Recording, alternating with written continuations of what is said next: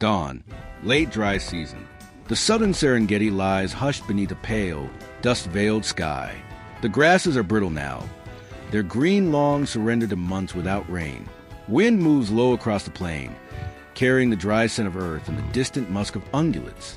In the half-light, a solitary Cape buffalo bull stands apart from the herd. His hide is scarred and caked with dust, the heavy boss of his horns worn smooth by years of conflict. He flicks his ears at flies and turns slightly into the wind, testing it. A kilometer away, in the shallow depression of a drainage line, a pride of lions waits.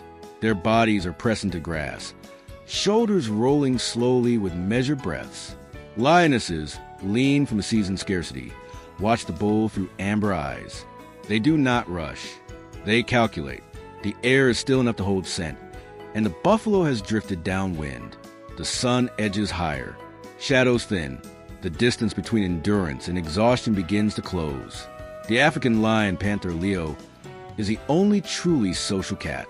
Across sub-Saharan Africa, its survival has been shaped by open landscapes, savannas, grasslands, and lightly wooded plains where visibility stretches far and prey moves in herds. In ecosystems like the Serengeti, Mara, lions function as apex predators, exerting measurable influence on herbivore populations and indirectly on vegetation patterns. Long-term studies in the Serengeti have shown that lion density closely tracks the biomass of large ungulates, particularly wildebeest, zebra, and buffalo. Where prey is abundant, prides expand. Where drought reduces herds, lion numbers contract. The Cape buffalo, Cincerus caffer, occupies a different evolutionary path, a member of the Bovidae family. It evolved not for speed alone, but for endurance, mass, and collective defense. Adult bulls can exceed 800 kilograms. Their fused horn bases form a dense shield, the boss, capable of absorbing significant impact. Unlike many antelope species that rely primarily on flight, buffalo combine flight with confrontation. Field observations repeatedly document coordinated defensive formations, particularly against lions. Cows and calves cluster inward, while adults face outward, horns angled toward threat. Bulls, especially older individuals displaced from breeding herds, may roam alone or in small bachelor groups. Solitary bulls are more vulnerable to predation, yet they're also among the most dangerous adversaries lions encounter. In this landscape, predator and prey are bound by reciprocal pressure. Lions must hunt cooperatively to subdue animals that often outweigh them fivefold. A single adult lioness averages 120 to 180 kilograms. Even large males rarely exceed 250 kilograms. Against a mature buffalo bull, weight and horn span create formidable resistance. Research from the Serengeti Lion Project indicates that buffalo hunts carry higher injury risks for lions than hunts of zebra or wildebeest. Broken ribs, puncture wounds, and fatal goring are documented outcomes. Yet buffalo remain a critical resource, particularly during dry seasons when migratory herds move beyond territorial range. Environmental stress intensifies these encounters. During prolonged drought, water holes shrink and grazing areas fragment. Herbivores must travel farther, often concentrating in predictable corridors. Lions exploit this predictability, positioning near drainage lines and wooded edges where cover allows closer approach. The buffalo, in turn, adapt by tightening herd cohesion and increasing vigilance. Studies of vigilance behavior show elevated head-up scanning in buffalo during periods of reduced forage quality, suggesting heightened sensitivity to predation when physical condition declines. The relationship is neither chaotic nor dramatic. It is structured by energy economics. A pride must calculate the caloric return of a hunt against the risk of injury. Buffalo provides substantial meat, enough to feed multiple adults and cubs for several days, but the cost can be severe. For the buffalo bull, separation from the herd reduces collective defense, yet solitary movement may reduce competition for limited forage. Each choice reflects evolutionary trade-offs refined across millennia of shared habitat. Here, on the dry season plain, those pressures converge.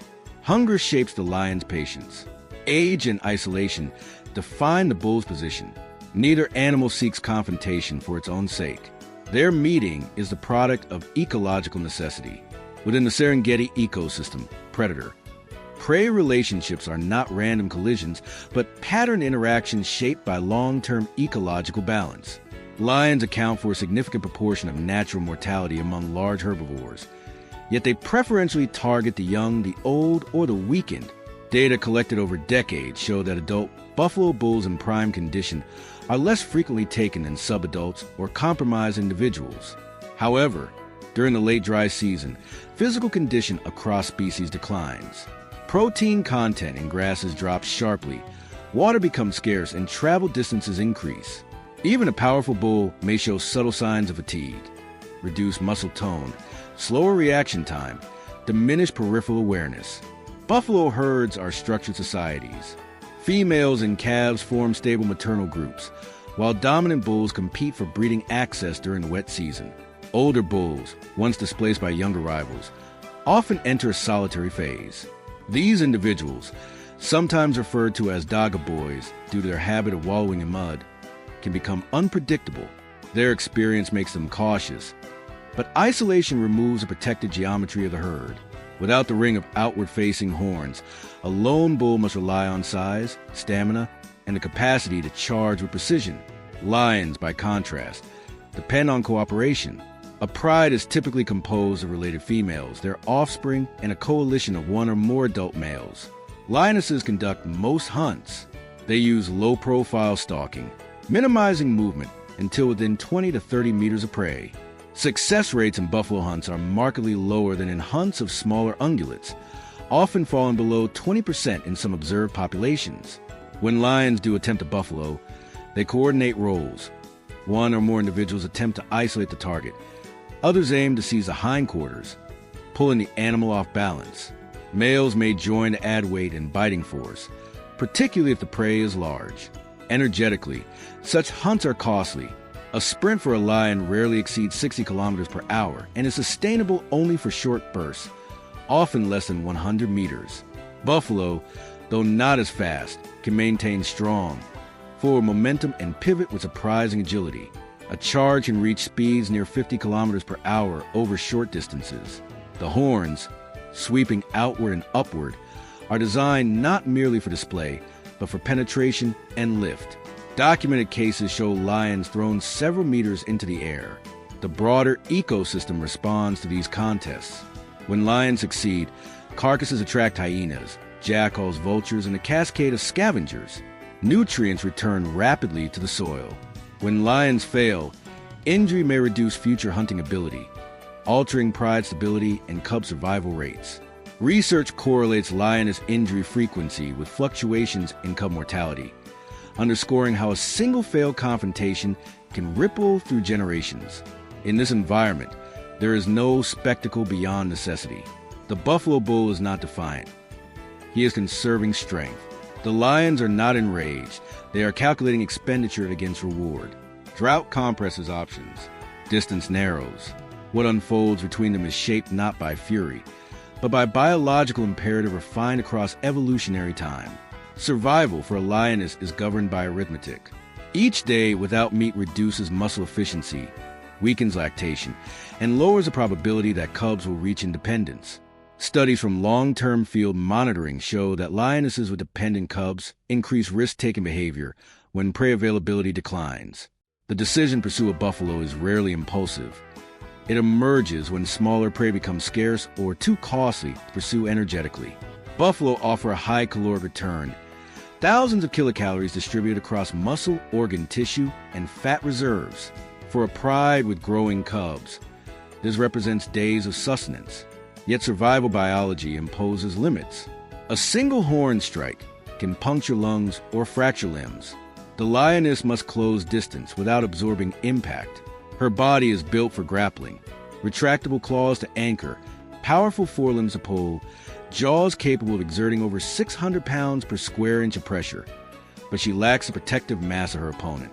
Success depends not on strength alone, but on timing, angle, and collective coordination. For the buffalo bull, survival strategy rests in mass and momentum. His digestive system, a 4-chambered ruminant stomach, extracts limited nutrition from fibrous grasses, but in drought conditions, intake declines. Energy conservation becomes critical. A solitary bull often selects open terrain with clear sight lines, reducing the probability of ambush. His eyes are positioned laterally, offering a broad field of vision. Hearing and olfaction supplement this awareness. Buffalo can detect lion scent carried faintly on wind currents. When threatened, the bull may choose one of two strategies: immediate flight toward cover or direct confrontation. Observational data indicate that solitary bulls are more likely to stand ground than herded individuals, possibly because retreat options are limited without group protection. A charge is not reckless aggression. It is an attempt to disrupt the predator's coordination, forcing lions to scatter, breaking their formation before contact is made. This interaction illustrates a larger ecological symmetry. Lions refine cooperative hunting. Buffalo refine defensive resistance. Neither adaptation is absolute. Each pushes the other toward incremental change. Injury patterns in lions have influenced hunting tactics, encouraging more frequent targeting of juveniles. In response, buffalo herds adjust spacing and vigilance. Evolution does not grant victory. It produces equilibrium through tension. Hunting strategy among lions is shaped by terrain as much as by prey. In open savanna, concealment is limited, and success depends on minimizing silhouette and synchronizing movement. Lionesses spread laterally, often forming a loose semicircle downwind. One individual may advance slightly ahead to initiate the flush, while others position themselves along probable escape routes. GPS collar studies show that cooperative hunts increase success rates significantly compared to solitary attempts, particularly against large body prey. When targeting buffalo, lions attempt to fragment cohesion. If the herd is present, they seek to isolate a straggler. If the bull stands alone, they test his reaction with short advances, gauging speed and turning radius. A buffalo that pivots quickly and maintains forward-facing horns is more difficult to destabilize. The lions must induce imbalance, either by forcing a rapid directional shift or by seizing the hindquarters to interrupt stride. Their claws, though sharp, are designed primarily for grip rather than slashing. The objective is to anchor and hold long enough for suffocation, typically through a clamp on the muzzle or throat once the prey is grounded. Buffalo defensive behavior reflects both instinct and learned experience. Long-term observation has documented cases in which herds actively mob lions, returning to confront predators even after an initial retreat.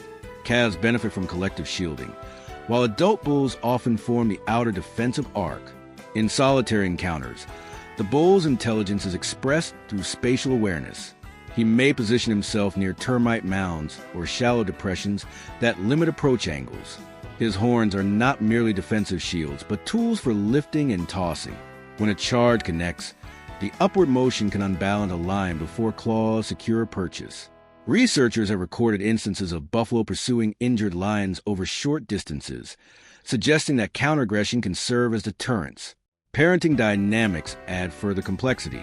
Lion cubs remain dependent for up to 2 years, and cub survival is closely linked to maternal nutrition. A failed high-risk hunt can result in temporary starvation within the pride. Conversely, buffalo cows synchronize calving seasons, creating a temporal abundance of vulnerable young during wetter months. By the dry season, calves that survive are stronger, but still at elevated risk compared to adults. The solitary bull, however, represents accumulated genetic investment, years of growth and competition embodied in a single individual.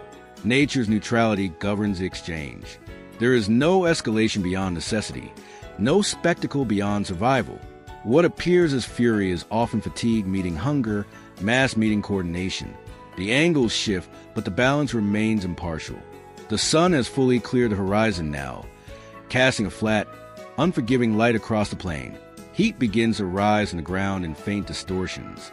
The buffalo bull lowers his head briefly to graze, tearing at the brittle stems with deliberate pulls.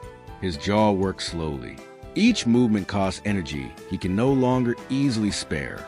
In the drainage line, the pride adjusts. One lioness lifts her head, nostrils widening. The wind holds steady, still in their favor. Another shifts her weight forward, belly nearly touching the earth. There is no signal visible to the untrained eye, yet spacing tightens. The semicircle begins to form. They move in increments measured in seconds and heartbeats. A step, Stillness. Another step. At 40 meters, the bull senses a change. His head rises sharply. Ears rotate. He stares into grass that appears empty, but tension has already altered its pattern. The first lioness breaks cover, not in a sprint, but in a controlled advance designed to draw attention. The bull pivots to face her, horns angled outward. In that pivot, a second lioness accelerates from the flank. Now the movement becomes overt. Muscles uncoil. The pride commits. The bull lunges forward, not away but toward the nearest shape.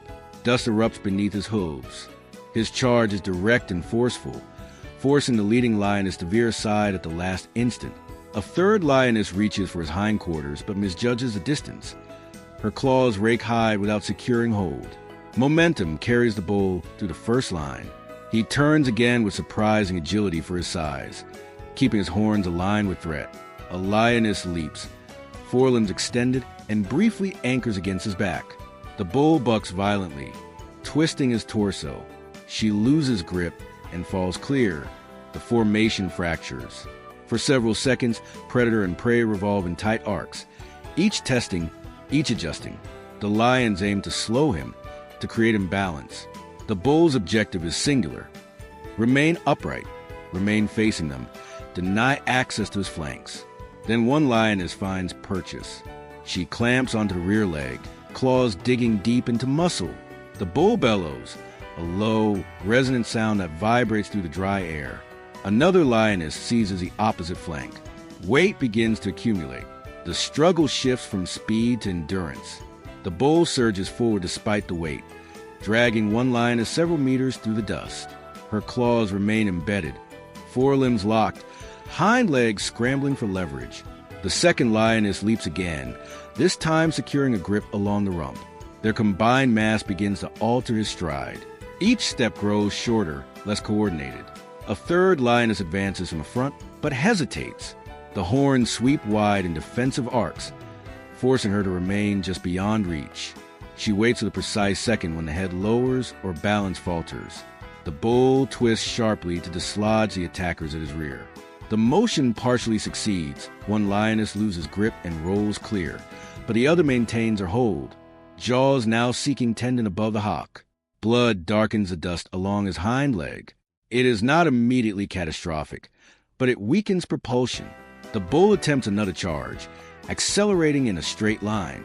For a moment, the lioness is nearly thrown free. Then her weight shifts lower, acting as drag rather than anchor. The opening appears.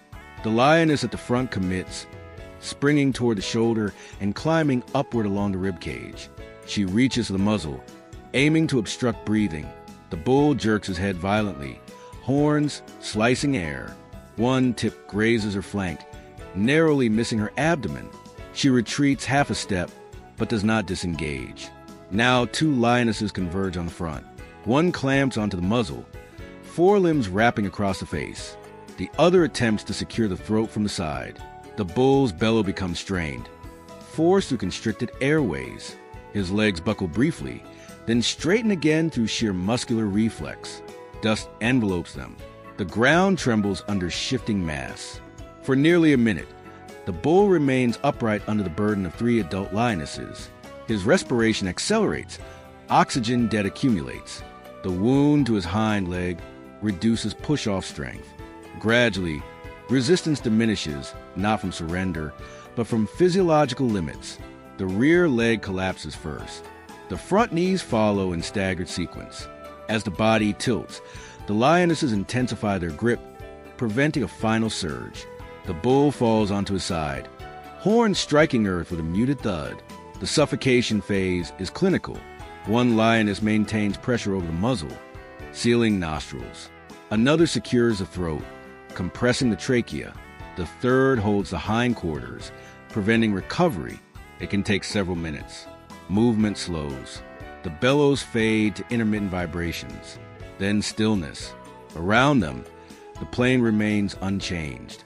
Wind continues across the grass. Insects resume their flight patterns. The decisive moment passes without ceremony. For several seconds after the bull's final movement, the lionesses remain fixed in position. Their jaws do not release immediately. This pause is functional, not symbolic. Even large prey can deliver involuntary kicks during terminal reflexes. Only when muscular resistance has fully ceased do they ease their grip and step back. Flanks heaving. Their breathing is rapid and shallow. Lactic acid has accumulated in forelimbs and shoulders from prolonged grappling. One lioness limped slightly, favoring a forepaw that absorbed impact during the initial charge. She lowers herself briefly into the dust, not to rest fully, but to regulate respiration. Another moves to the bull's head, scanning the horizon. Vulnerability has shifted. A successful kill produces scent detectable over long distances. Within minutes, vultures circling at high altitude begin to tighten their spirals. The pride's adult male, who had remained at a distance during the struggle, now approaches.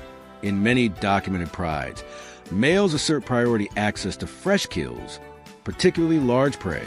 His mass, over 200 kilograms, allows him to displace feeding females with minimal resistance. He grips the thick hide near the abdomen and begins to open the carcass with powerful bites, targeting softer tissue behind the ribs. Feeding order follows established hierarchy, but is fluid under scarcity. The male feeds first, followed by dominant lionesses. Subordinates wait, pacing at the periphery. Cubs, if present nearby, will approach cautiously once the initial frenzy subsides. The first hour is intense. Lions feed rapidly, consuming muscle and organs while the carcass retains warmth. A buffalo of this size may provide over 250 kilograms of edible biomass, enough to sustain the pride for several days, depending on size. Yet success carries cost. The lioness with the injured paw continues to test her weight gingerly. Even minor ligament strain can reduce hunting efficiency in coming days. Field research shows that cumulative injuries from large prey hunts contribute to long-term decline in older lionesses. Risk and reward remain inseparable. In the distance, other buffalo have detected the disturbance. A small group stands clustered, facing the site from several hundred meters away. They do not advance. Without numbers sufficient for a coordinated defense, approach would invite further loss. Instead, they hold position briefly, then withdraw toward thicker cover. By late morning, the sky fills with scavengers. White-backed vultures descend in cautious increments, landing at a respectful distance until the lion's attention shifts. Spotted hyenas, drawn by scent and avian signals, begin to gather along the horizon line. Their presence introduces a new dynamic, one governed by numerical assessment and opportunity. The immediate confrontation has ended, its consequences now dispersed through the community of predators and scavengers. As the day advances and heat settles heavily over the plain, feeding slows. The male withdraws first, his abdomen distended, sides rising in deep, deliberate breaths.